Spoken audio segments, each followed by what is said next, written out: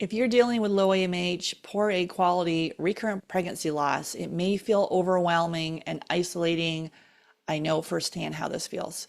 Maybe you've noticed symptoms like intense cravings, shaky energy, poor sleep, but you're not connecting those to your fertility. Today, we're uncovering how blood sugar imbalances, often hidden behind these signs, can silently sabotage your egg health. I'm going to share clear insights and practical tips to help you regain control, support your body so you can improve your egg quality and get pregnant. So excited for you to listen to today's episode. Let's go. Welcome back. I'm Sarah Clark, founder of FabFertile. For over a decade, my team and I have helped hundreds of couples improve their chances of pregnancy success, whether naturally or through IVF. We specialize in supporting those with low AMH, high FSH, diminished ovarian reserve, premature ovarian insufficiency, recurrent pregnancy loss through functional lab testing and personalized fertility strategies. Today, we're digging into egg health and how blood sugar impacts inflammation and your chances of pregnancy success. So this episode is for you is if you're struggling with low AMH, poor egg quality, recurrent pregnancy loss, and you want to understand hidden factors that may be impacting your fertility. You suspect you have blood sugar imbalances, but you're not sure how to identify them or manage them effectively. You're ready to use practical tools and lifestyle changes to take control of your reproductive health and improve your chances of pregnancy success. Thanks so much for listening. I'm so thankful that you're here. Make sure you hit subscribe or follow. And if you know someone else who is on the fertility journey, please share this podcast with them. Let's get into the episode. We're talking all about blood sugar and why this matters for your egg quality. So blood sugar is not just about diabetes or weight. It plays a crucial role in fertility and egg health. And when your blood sugar is out of balance, that can create oxidative stress, inflammation. Just did a podcast episode all about inflammation. Go and check that out, which can directly damage your eggs. And so if you've got insulin resistance, which is a common blood sugar issue that can interfere with your hormone production, ovulation, and the ovarian environment, and even subtle fluctuations that are not going to show up on standard blood tests can sabotage your reproductive health. So if you're dealing with low AMH, poor egg quality, pregnancy loss, we need to be able to balance our blood sugar and reduce inflammation and get the body back on track. So it's basically as part of our FabFertile method, we have many people, not everybody, but if we see a blood sugar imbalance, we would recommend then a continuous glucose monitor. I've done some podcast episodes on this before. It's going to give you the real-time glucose readings. I've worn it before too for about 2 weeks. Pop it on your arm. It reveals patterns and spikes after meals, seeing how stress impacts your blood sugar, how exercise that can actually improve the blood sugar. But sometimes we're doing too much exercise. And so it can uncover those hidden highs and lows that you wouldn't otherwise notice. So many times people say, yeah, I'm eating a pretty good diet. Maybe you think you're eating well, but this continuous glucose monitor can show a blood sugar spike 1 hour after your breakfast. And that's stressing out your system, leading to inflammation. And that's why you have poor egg quality. You can also do a glucose meter finger prick. You can measure your blood sugar at specific times, so fasting or before meals or at bedtime. So it's a little more accessible and affordable than a CGM. So we can track trends over time and really see how certain foods or activities can impact your glucose. You can grab that at a local drugstore, so CVS or Walgreens. And if you don't want to do either of those, you can just do symptom tracking. So if you're feeling shaky, if you've got brain fog, irritability, sugar cravings, poor sleep as well, those could be physical and emotional signs that there's blood sugar issues going on. And sometimes the symptoms can come before the lab is showing any abnormalities. So you got to really pay attention to how you feel.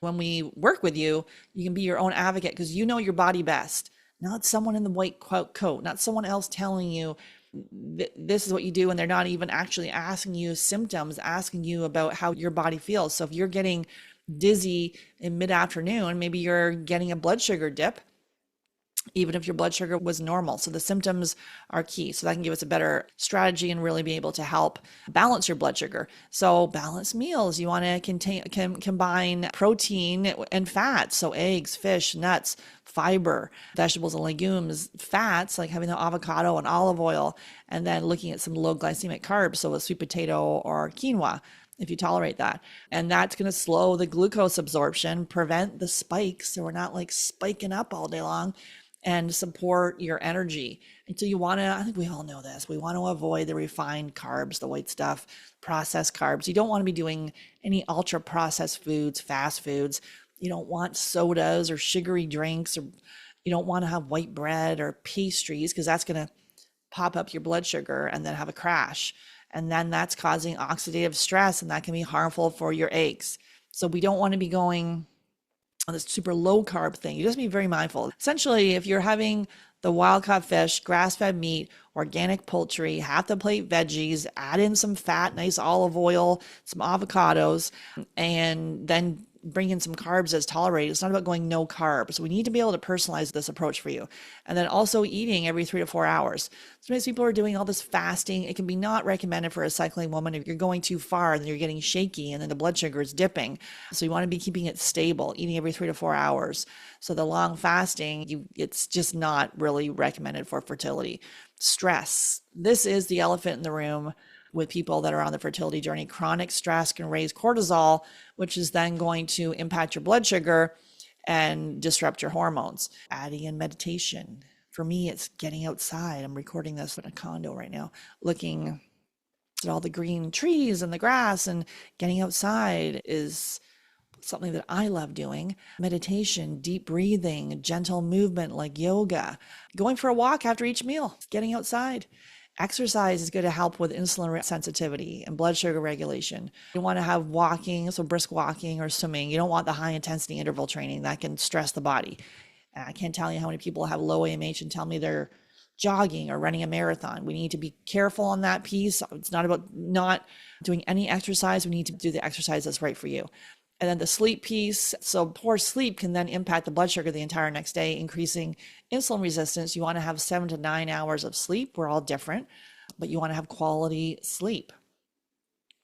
And so if you have your CGM, the continuous glucose monitor, you can track things like such as your fatigue or mood swings or cravings, and those often will align with blood sugar swings. So then you can make adjustments to your meals, adding more protein or fiber if a spike happens. I just find as I understand my body more on this piece, I just feel better with more protein, more fats. If I have too many, I'm gluten-free, but I can go down a whole gluten-free cake and cookie thing. You don't want to be doing that, but I'm not perfect, so sometimes I do. And I just see how I feel. It's especially when I was just in Italy and they really understand the gluten-free thing. So I can go down a crazy gluten-free cookie, cake, and dessert situation. And then I just go, why do I feel my mood's off? I just feel like all my blood sugar is spiking, and then I'm hungry in 20 minutes after eating a muffin or something like that. So then you can make adjustments, adding the more protein and fiber, stress reduction if the cortisol is driving the spikes. So really understanding how stress impacts your body. You don't need to be in every meeting. You don't need to work weekends. You don't need to be looking at your laptop at 10 o'clock at night. If you are doing those things, to have conversations with your boss, if it's you and you are the boss, having conversations with yourself about how you can start making changes, delegate, having systems to help you, and even noticing that you're doing this. Maybe you're burying yourself in work right now to avoid the fact that you're trying to expand your family. And then shifting the exercise piece. If you're like a very high intensity exercise person, being able to shift the timing or the intensity, and then looking to see how your glucose is. So this is not about perfection. I've done a whole episode on perfection. So we see a lot of people that tend that way. This is learning about your body and then working with a practitioner that can really help you interpret this and understand it. And so the small, consistent changes are going to then create sustainable improvements, which is going to improve your egg quality. So when you do get pregnant naturally, if you are going for a retrieval, if you are going for a transfer, if you've got those embryos ready, your body is in the best place for successful implantation. So if you wanted to book a call, we can get my eyes on your specific situation. Send me a message at hello@fabfertile.ca, subject line fertile, and we can talk about a plan using some testing and really getting into your specific personalized data. Take care.